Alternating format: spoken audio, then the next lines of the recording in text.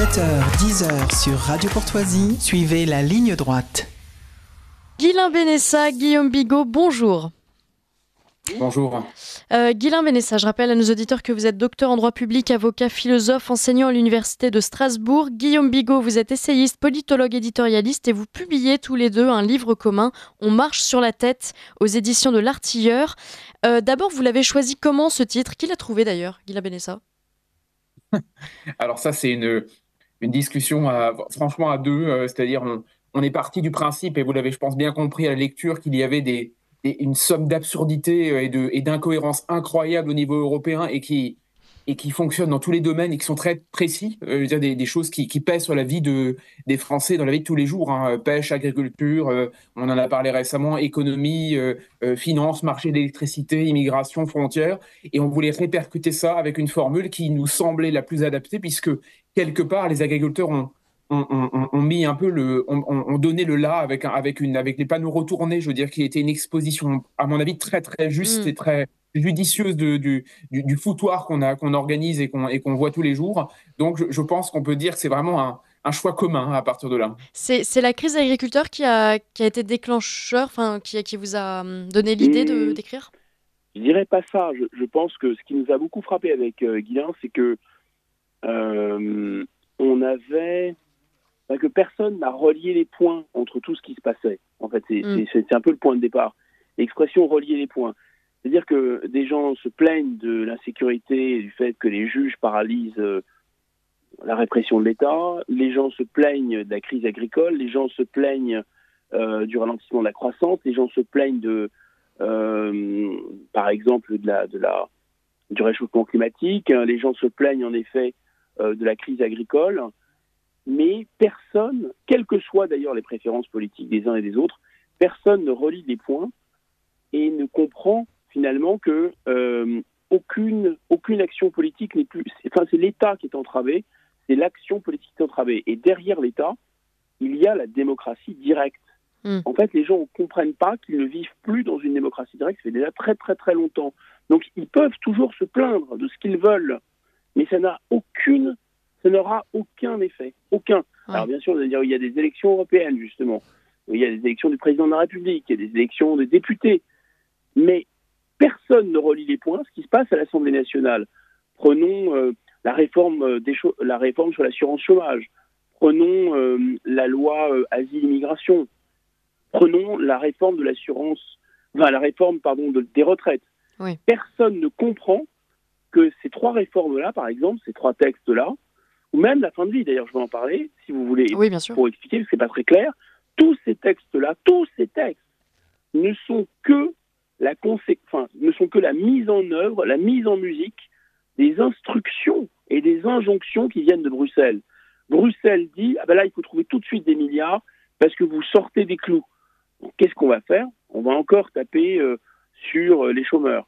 Il y a ce qu'on appelle des grandes orientations de politique économique, des GOPE, qui sont envoyées régulièrement au gouvernement français tous les ans. Enfin, c'est un programme pluriannuel, mais les compteurs sont relevés tous les ans.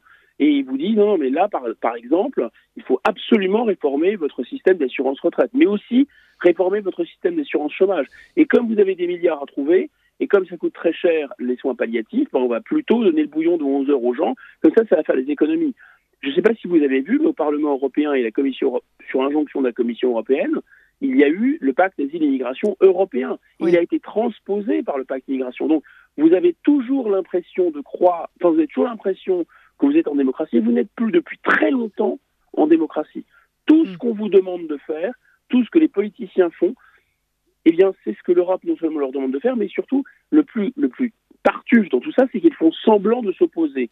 La droite, la gauche, on n'est pas d'accord, etc. On n'a pas les mêmes programmes, mais de toute façon, mesdames et messieurs, à l'arrivée, ce sera la même chose. Donc on n'a plus aucune souveraineté politique, quoi. Mais derrière la souveraineté, il ne faut pas utiliser ce mot, c'est la démocratie. Oui, c'est vrai. Le pouvoir du suffrage universel. Là, vous êtes dans une idéologie qui oppose la droite et la gauche, mais que vous soyez de droite, de gauche, écolo, d'extrême droite, d'extrême gauche, de toute façon, vous n'êtes plus maître chez vous, parce que vous pouvez voter, mais les gens pour qui vous votez n'ont pas le pouvoir. Mais c'est une situation qui s'inverse comment, ça, Guilain Benessa ? En fait, c'est un vieux problème. L'autre souci qu'on avait, enfin l'autre visée du livre, à mon sens, c'était de montrer précisément ça, c'est que ce rapt de la démocratie, il date pas d'hier, il a 50 ans d'âge ou 60 ans d'âge, et en fait, chaque année, ou comme disait Guillaume, que ce soit les GOPÉ, ou alors évidemment sur un autre point, le pouvoir des juges, les directives, les règlements, la commission, etc.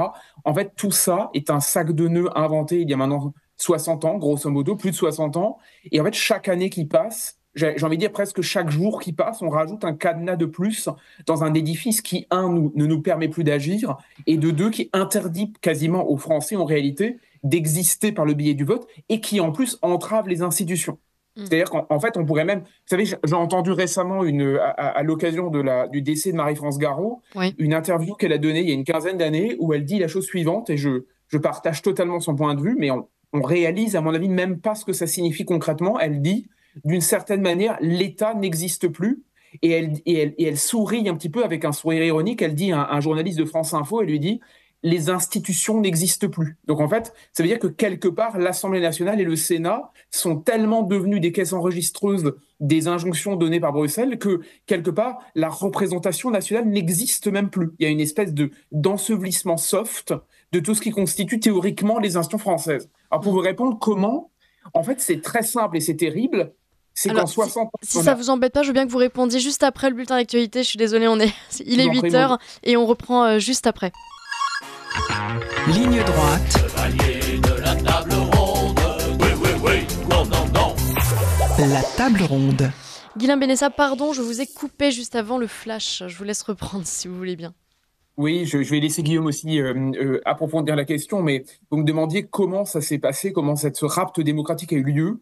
Oui. Et en fait, ce que je vous disais, et c'est à mon avis le fond du problème, c'est que très souvent on s'imagine qu'on peut...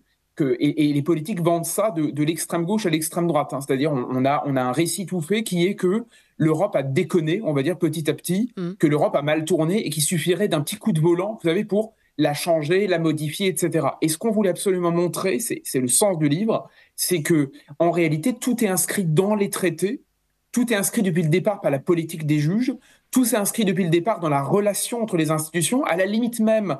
Jean Monnet, je veux dire, lui-même disait qu'il abhorrait le suffrage universel et il détestait le général de Gaulle pour ça. Ouais. En fait, tout a été fait depuis 60 ans consciemment pour qu'on en arrive 60 ans plus tard à une situation dans laquelle le vote a presque ou quasi littéralement disparu dans son influence. Donc, c'est pas une déconnade, encore une fois, c'est pas un virage inconscient, c'est pas une espèce de, vous savez, de changement de trajectoire, c'est que l'Europe a été conçu pour balayer l'État et la démocratie à petit feu, pour détruire le vote des Français, ou des peuples en général, et pour faire que la machine fonctionne sans qu'on ait même plus besoin de poser la question aux premiers intéressés, c'est-à-dire aux citoyens. Okay. Allez-y, Guillaume Bigot, allez-y. Non, je vous en prie. D'abord, c'est le livre, ça résulte d'un regard croisé entre un juriste et un politologue, docteur en droit, docteur en sciences politiques. Et en fait, dans nos deux disciplines, on a croisé ces regards en disant mais comment c'est possible que les gens ne voient pas? Comment c'est possible que les gens se soient installés dans un mirage? Alors moi, je prends ma casquette d'analyse à la fois du rapport de force politique et des institutions politiques, mais c'est complètement fou qu'on raconte aux gens que discuter le bien fondé de l'Europe, c'est être un ennemi, par exemple, de l'état de droit, c'est être un ennemi des droits de l'homme. Parce qu'en réalité, le premier des droits de l'homme, sans lequel aucun droit de l'homme n'est respecté nulle part dans le monde, c'est le respect du suffrage universel. Si vous ne respectez pas le suffrage universel, tout l'édifice des droits de l'homme est foutu par terre.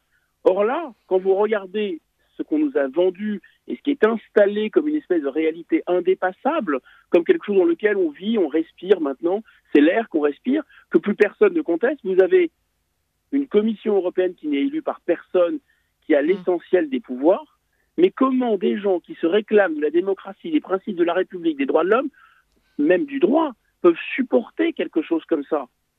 Ce serait une institution installée par Pinochet ou par le Parti communiste chinois, on comprendrait, mais là, c'est des gens qui se réclament de la démocratie, mais c'est, en fait, quand on réfléchit, quand on prend un peu de recul, ce qu'on voit est juste, mais c'est aussi fou qu'une soucoupe volante qui atterrit. Deuxièmement, on a le Parlement européen, et tout le monde fait comme si c'était un Parlement.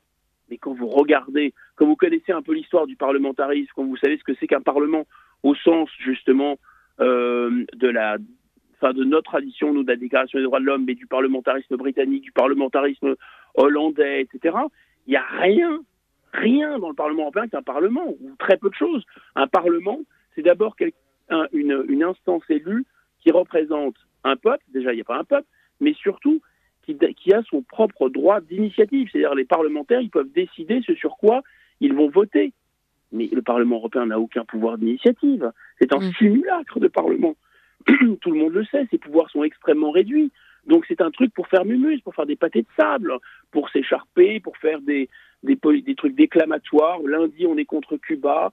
Mardi, on soutient l'Ukraine. Mais déjà, l'Union européenne, dans les traités, n'a aucun pouvoir en matière de politique étrangère. Ça n'a l'air de déranger personne. Troisièmement, on va dire oui, mais il y a le Conseil européen. Ça reste quand même Conseil européen, parent pauvre par rapport à la Commission européenne déjà. Et ce Conseil européen, il représente à l'intérieur siège nos gouvernants, les chefs d'État, les ministres, etc. Et ils décident. Mais attendez, la démocratie, c'est pas ça.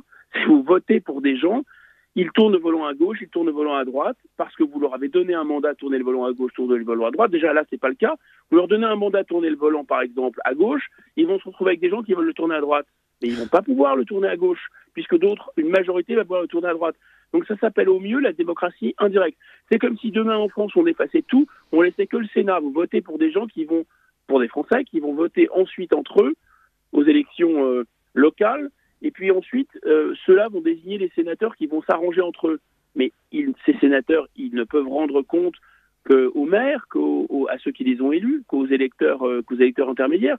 Ils ne vont pas pouvoir rendre compte aux Français, ce n'est pas les Français qui élisent directement les sénateurs. Et attention, dans ce cas-là, il y a quand même un peuple français. On peut quand même se comprendre entre majorité, opposition, etc. Là, par exemple, j'en termine là, vous élisez un François-Xavier Bellamy. Mais lui, il ne cesse de dire qu'il est contre Van der Leyen, qui est pourtant de son parti européen. Donc déjà, le parti en France, LR, qui est connu des Français, n'a aucun rapport avec le parti dans lequel il siège en Europe. Vous allez élire, les gens de Reconquête. Les gens de Reconquête, ils vont dire « Ouais, mais nous, quand même, au Parlement européen, on est quand même plus à gauche que Bardella, donc c'est mieux. » Et de toute façon, au Parlement européen, on est d'accord pour faire un peu de fédéralisme avec Mme Mélanie. Mais c'est exactement le contraire de ce qu'il raconte en France. Vous élisez Bardella, alors là c'est un peu moins le cas parce qu'ils ont rompu avec l'AfD, mais ils vous expliquent qu'ils sont dédiabolisés ici, mais ils vont presque schizophrénique, travailler, ça c'est plus le cas, avec des néo-nazis à Strasbourg et ainsi de suite. Donc, et c'est la même chose à gauche en fait. Donc tout est absolument frelaté. Il y a un piétinement des droits les plus élémentaires, non seulement en démocratie, mais des droits depuis les traditions démocratiques, depuis l'installation des démocraties en Europe. Et quand j'entends la brave Madame Badinter qui dit « Ah bah quand même, on se demande si le RN, c'est encore la démocratie. » Mais Madame Badinter, ça fait très longtemps que vous avez consenti à une Europe qui a envoyé promener la démocratie. Alors j'aimerais lire un passage de votre livre qui est quand même assez fort sur l'Europe. Justement, l'Europe endosse une responsabilité majeure dans l'accélération de la dégringolade et la dépossession vécue par les Français. Sa bureaucratie soviétique, son organisation à tête multiple, son fonctionnement illisible, son amour de chimène pour le marché libre et non faussé, sa haine viscérale du protectionnisme, ses leçons de morale aux allures de séances de flagellation, son wokisme institutionnalisé, et on en est qu'à la page 17 de votre livre. Ça ne se résume qu'à ça, l'Europe, Guilain Benessa? En fait, l'Europe, c'est très simple, Maud. L'Europe, prenez chacun des mots qu'elle utilise et qu'elle grave dans le marbre, et elle fait exactement soit l'inverse de ce qu'elle est censée, de ce qu'elle affirme, soit elle fait bien pire que ce qu'elle prétend. Je prends un exemple très simple qui résume le problème que vous venez de lire au travers de notre livre, mais plus généralement notre débat. En fait, vous prenez l'article 2 du traité sur l'Union européenne. Parce que vous savez, la passion des Eurobéas et des européistes, on va dire, de l'élite européiste, sa passion, c'est de se cacher derrière les textes en disant on a un beau traité, on a des belles formules. Vous savez, c'est les grandes formules qu'on entend tous les jours sur l'Europe, c'est la paix, l'Europe, c'est la réussite, l'Europe, c'est la prospérité, le bien-être, etc. Prenez l'article 2 du traité Union européenne et vous apercevez qu'elle grave dans le marbre les valeurs de l'Union européenne. Dans ces valeurs, il y a l'état de droit, la démocratie, la non-discrimination, la participation des citoyens à la chose publique, etc., etc. Premièrement, est-ce que l'Europe est une démocratie? Donc, Elle Ouais. est exactement l'inverse, puisqu'on vient de le dire, en long, large, en travers, même en catimini, on vient de le dire, l'Europe, elle fait tout sauf donner la parole à qui que ce soit, ou alors elle organise des élections bidons avec un Parlement qui n'a strictement aucun intérêt. Deuxièmement, est-ce que l'Europe est un État de droit, qui est l'une de ses valeurs? Vous savez, elle tape à bras raccourcis sur la Pologne, la Hongrie ou qui que ce soit, dès qu'il y a un manquement aux valeurs de l'État de droit, avec des procédures d'infraction qui, on l'écrit dans le livre, peuvent nous demander, à nous Français, de payer des milliards si on ne respecte pas les valeurs de l'État de droit. Or, un État de droit, avant toute chose, c'est une séparation des pouvoirs entre l'exécutif, le législatif et les juges, c'est-à-dire entre la Commission, le Parlement et la Cour de justice. En Europe, est-ce qu'on a un État de droit? Absolument pas. La Commission peut tout, le Parlement ne peut rien, et les juges sont globalement l'armée de métier de la Commission chargée d'étendre les valeurs de l'Europe au mépris de la question démocratique. Donc l'Europe n'est pas un État de droit, contrairement à ce qu'elle affirme. Ensuite, est-ce qu'il y a un respect de la participation des citoyens à la chose publique?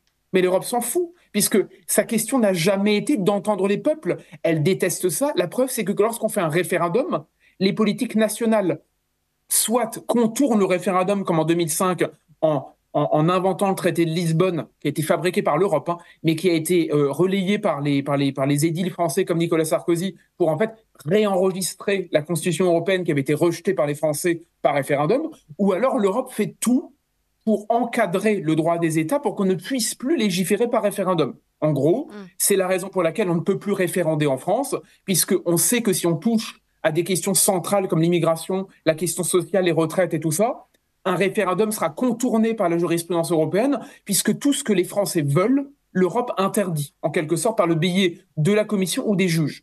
Ce qui veut dire, pour être clair, vous me demandez si l'Europe n'est que, comment dire, damnation et malédiction, en quelque sorte. En fait, l'Europe est orwellienne. Elle utilise des mots, démocratie, état de droit, justice, équilibre, bienfait, guerre, enfin paix, etc. Et en fait, elle fait le contraire. Opacité, absence de transparence, la guerre est à nos portes. Et d'ailleurs, aujourd'hui, l'Europe s'invente peut-être le fait de forcer tout le monde à faire la guerre en Ukraine. Je veux dire, si vous voulez, il y a une espèce de volonté de tout ordre, ce qui fait que je prends juste un exemple, et j'en finirai avec ça, mais je prends un exemple très concret. Durant le Covid, on a commencé à parler d'Europe de la santé. L'Europe est une compétence aujourd'hui d'attribution de l'Union européenne. C'est-à-dire que l'Europe ne peut rien faire si les États décident, tant que les États décident de gérer la question de la santé, l'Europe ne peut rien faire. Et aujourd'hui, depuis quelques semaines, on entend vachement un discours, excusez-moi du terme, mais un discours sur l'union de la santé. Or, l'Union européenne de la santé, ça veut dire fédéraliser la santé sans poser la question aux citoyens. Donc en fait, on va faire une Europe de la santé, ce qu'on est en train de faire depuis le Covid, alors que, on n'a jamais consulté les Français ou les citoyens là-dessus, que de deux, elle n'a pas le droit de le faire, sans une modification, on va dire, en interne de ses compétences. Ça veut dire qu'elle le fait comment? Par le braquage, c'est-à-dire par utiliser une situation pour faire monter ses compétences et, encore une fois, récupérer des pouvoirs qui ne sont pas les siens au détriment de la seule modalité qui vaille, c'est une consultation des citoyens. Mais elle ne le fait jamais. En gros, l'Europe affirme des choses et au final, elle fait exactement le contraire des belles valeurs qu'elle affirme tous les jours. Il y a une phrase un peu marquante dans votre livre, comme c'est « Au fond, l'histoire de l'Europe est celle d'un viol ». Ça veut dire quoi, Guillaume Bigot? Oui, vas-y, Guillaume, parce que c'est l'expression que j'utilise, Guillaume, mais je pense qu'il ajoute que c'est un viol tamisé. C'est-à-dire c'est quelque chose qui s'est fait de manière extrêmement progressive. Et il y a ce terme qui est très aujourd'hui à la mode, le consentement, enfin depuis MeToo. Voilà, la métaphore, c'est que si les peuples sont des femmes et que l'Europe est un violeur, l'Europe ne cesse d'avancer sans le consentement des peuples et de leur forcer la main, mais de manière tamisée. Mais Guillain, qui est l'auteur de la métaphore, vous expliquera mes points. Guillaume Vanessa, on vous écoute alors. Non mais, alors, le viol tamisé, parce qu'effectivement, Guillaume a tout à fait raison, la question du consentement des peuples est fondamentale. Il y a toutes les questions techniques qui se posent dans tous les domaines, les invraisemblances de l'Union européenne, les absurdités, mais je pense quand même, vous savez, que pour revenir à des choses extrêmement simples, la politique est théoriquement l'affaire de la cité, je veux dire, le fait de gérer la cité. Si vous n'avez pas le consentement de la cité, si vous n'avez pas le consentement de ceux des premiers, exactement, vous n'avez plus de démocratie. C'est un rapt, c'est un viol par la force des choses, parce que vous agissez sans le consentement des premiers intéressés, sans le consentement du démos, tout simplement. Et là, on en arrive à 2005. Là, le viol le plus caractéristique, c'est quand même, on demande aux Français, est-ce que vous êtes d'accord pour transférer des pans de votre souveraineté? J'aime pas trop ce terme de souveraineté parce que les gens croient que c'est une idéologie particulière. En fait, ça s'appelle juste la démocratie. C'est techniquement le terme pour la démocratie. Est-ce que vous êtes d'accord pour qu'on vous retire un peu plus de votre droit de vote? Est-ce que vous êtes d'accord pour arrêter d'être des citoyens, devenir des sujets, arrêter d'être... Enfin, vous voyez, un peu comme les vieillards qu'on met sous curatelle. Est-ce que vous êtes d'accord pour qu'on vous mette un peu sous curatelle, que vous puissiez pas avoir votre signature sur votre chéquier, que vous puissiez rien faire? Les gens disent non à 55%. On dit, très bien, vous savez quoi, on va le faire quand même. On va reprendre le truc, on va faire un copier-coller, on va le faire quand même. Si ça, c'est pas un viol démocratique, enfin, si on était dans un couple entre la classe dirigeante française, qui représente, le mari, par exemple, et le peuple français qui représente la femme, j'aime pas trop, je pense que le peuple est quand même le dominant, c'est le peuple doit de redevenir d'ailleurs le mâle, si j'ose dire, dominant dans le couple. Normalement, les gouvernants ne sont que les fondés de pouvoir, les gouvernants ne sont que des gens à qui, d'ailleurs la métaphore sexuelle ou maritale n'est pas très bonne, c'est plutôt une métaphore qu'on devrait prendre, c'est celle d'un syndic de propriété. Nous sommes des propriétaires, nous sommes 67 millions de propriétaires, et on a un syndic, on a des syndics, on leur donne un mandat pour faire des choses. Voilà, et bien en fait, ils vendent notre appartement sans notre consentement. On dit non, et eux, ils le vendent quand même. C'est complètement fou. Et en réalité, je veux insister sur un principe, une question qui n'est pas qu'une question de principe. Là, on a parlé de démocratie, du droit qui est violé, du fait qu'ils font ce qu'ils veulent, que personne ne s'en rend vraiment compte, que ça n'a l'air de choquer personne. Mais pourquoi? Parce qu'on nous a malaxé le cerveau pendant des décennies en nous disant de toute façon, nous sommes à l'heure de la mondialisation, ce n'est plus possible de faire autrement, nous sommes devenus trop petits. Et je ne dis pas que j'aurais consenti à ça, mais si en échange de l'abandon du droit de vote, des plus élémentaires des droits de l'homme, du fait d'être maître chez soi, de notre dignité démocratique, si on avait en échange de ça constaté l'émergence d'une puissance dans la mondialisation, si en échange de ça, on avait constaté que oui, l'Europe mettait au pas les multinationales, oui, que parce que l'immigration c'est un problème mondial énorme, l'Europe était en mesure de stopper l'immigration. Si on avait constaté que la prospérité, une espèce de prospérité à la chinoise, s'était installée en Europe grâce à l'Europe, ce qu'on nous avait promis. Si on avait constaté que grâce à l'Europe, on tenait tête aux États-Unis, on avait, des géants de l'armement et on avait de quoi vraiment leur tenir la dragée haute. Si on constatait que grâce à l'Europe, on pouvait comme ça stopper le libre-échange déloyal. Tout ce qu'on nous a vendu, c'est que nous ne sommes plus à l'échelle. Grâce à l'Europe, on sera à l'échelle. Tous les problèmes d'aujourd'hui, du réchauffement climatique, à la concurrence déloyale, en passant par l'émergence des grandes puissances à l'échelle mondiale, tout ça nécessite que nous autres Européens, nous soyons aussi à la bonne échelle. Parce que les gens qui discutent du fait qu'on pourrait repasser à la France, c'est des rigolos. Tout ça, c'est pas sérieux. On est à l'heure de la mondialisation. Alors moi, je veux bien entendre tous ces discours. Le problème, c'est qu'à l'arrivée, vous avez quoi? Vous avez de plus en plus d'immigration. Vous n'avez pas une Europe qui empêche l'immigration. Vous avez une Europe qui accélère l'immigration. Vous n'avez pas une Europe qui stoppe le réchauffement climatique. Vous avez une Europe qui l'accélère. Elle l'accélère parce qu'elle vous colle ici des normes pour limiter le CO2, mais elle explose comme jamais l'importation de produits qui sont ultra gourmands en CO2 et qui accélèrent le réchauffement climatique. On vous explique que oui, grâce à l'Europe, on va faire contrepoids aux États-Unis. Mais sauf que l'OTAN n'a jamais été aussi puissant qu'on ne cesse d'acheter des armes américaines. On vous dit on va cesser d'arrêter, on va stopper un peu les multinationales chinoises qui font de la concurrence déloyale. Mais on inonde les marchés européens. Plus on a d'Europe, plus vous avez de voitures chinoises, plus vous avez d'armes américaines, plus vous avez de migrants, plus vous avez de CO2. Donc au bout d'un moment, c'est pas que l'Europe est une solution à nos problèmes, c'est que l'Europe, c'est le premier de nos problèmes et qu'aucun de nos problèmes, mais je dis bien aucun, ne peut être réglé tant que vous restez dans cette cage. C'est une cage où vous pouvez, comme le dit Guillain, repeindre. Vous pouvez mettre une cage à droite, une cage à gauche, une cage grise, une cage rose, une cage verte. Faire ce que vous voulez à l'intérieur de la cage, changer le papier peint, mais vous n'en sortirez pas. Et tant que vous êtes dans la cage, vous ne réglerez aucun des problèmes. Oui, mais alors l'idée, c'est quoi? C'est de quitter l'Europe? Je ne sais pas si Guillain peut attaquer, mais moi je pense que c'est une erreur de prendre le chemin du Frexit pour 3 raisons simples, et j'en arrête là. 1, parce qu'exactement comme le général de Gaulle, s'il avait dit en 58 on part d'Algérie, les gens ne l'auraient pas suivi, puisque les gens étaient tous... Le cerveau des Français a été lavé en 58. Tous les Français étaient persuadés que l'Algérie, c'était la France. Il aura fallu 4 ans au général de Gaulle pour expliquer aux Français que, en réalité, regardez, vous avez des yeux en face des trous, vous voyez bien que les Algériens, c'est les Algériens, les Français, c'est les Français. En 62, tout le monde dit, ah bah oui, c'est vrai. Mais en 58, personne ne peut penser ça. Deuxième chose, à Vichy, vous pensez qu'on a respecté les règles de l'état de français de Vichy pour sortir de Vichy? Non. Vichy était scandaleux, illégal, illégitime. On n'a pas joué le Frexit avec comme les Anglais ont joué le Brexit. On n'a pas négocié on va pas négocier en plus pendant des années avec l'Union européenne en payant très cher pour sortir de l'Union européenne. Mais je laisse Alain Guillain. Guillain Benessa.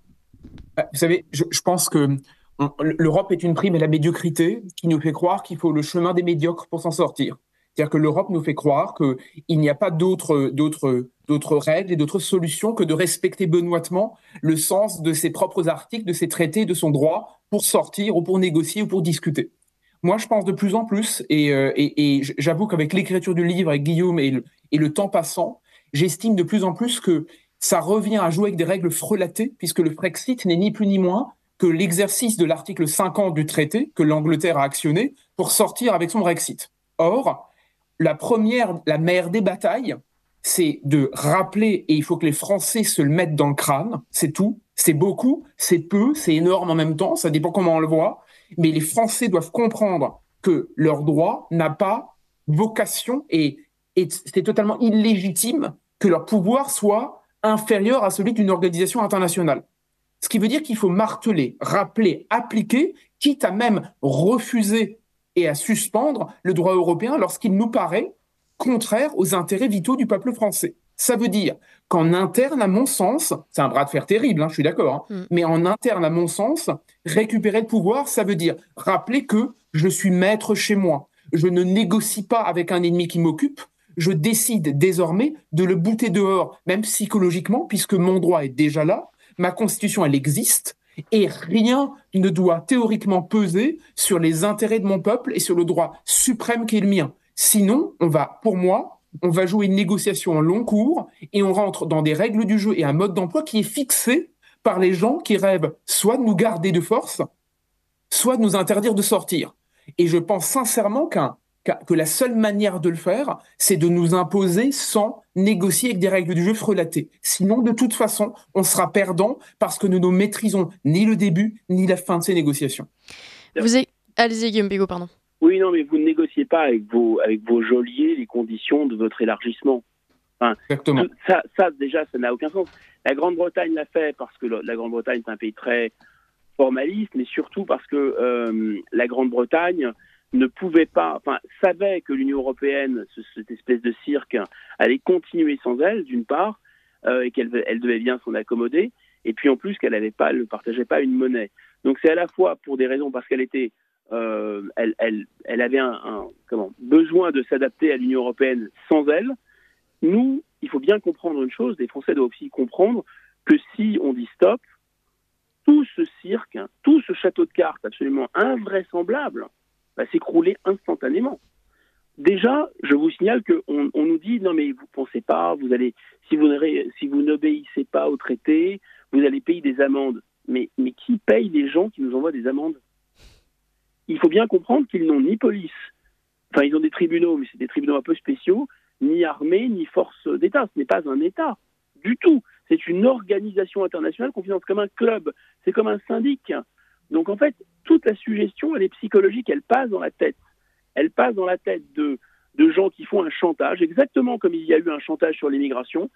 Si vous discutez du fait qu'il y ait des centaines de milliers de gens qui s'invitent chez vous tous les ans, bien sûr en accord avec le droit tel qu'il est, mais vous ne pouvez pas, mesdames et messieurs, changer le droit tel qu'il est, parce que si vous changez le droit tel qu'il est, vous êtes nostalgique du nazisme.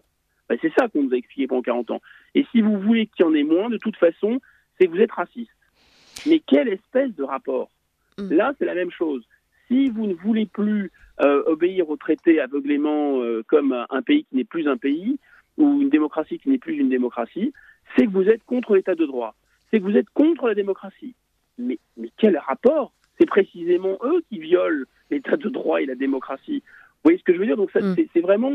Il y a un travail psychologique à faire qui est d'arrêter d'être impressionné, d'arrêter de croire que 2 plus 2 égale 5. Parce que c'est tellement martelé, une idée martelée pendant 40-50 ans devient une vérité. Là, l'Europe nous précipite vers la guerre face à la Russie. On se dit, attendez, très important, c'est notre Europe qui est attaquée, il faut y aller, mais alors on n'a pas d'armes. Oui, mais c'est pas grave, on va y aller quand même. Oui, les Américains ne veulent pas y aller. Ben, on va y aller tout seul, etc. Les sanctions, on fait des sanctions, mais écoutez, les sanctions, ça marche pas. Oui, mais c'est pas grave, c'est quand même un principe moral, etc.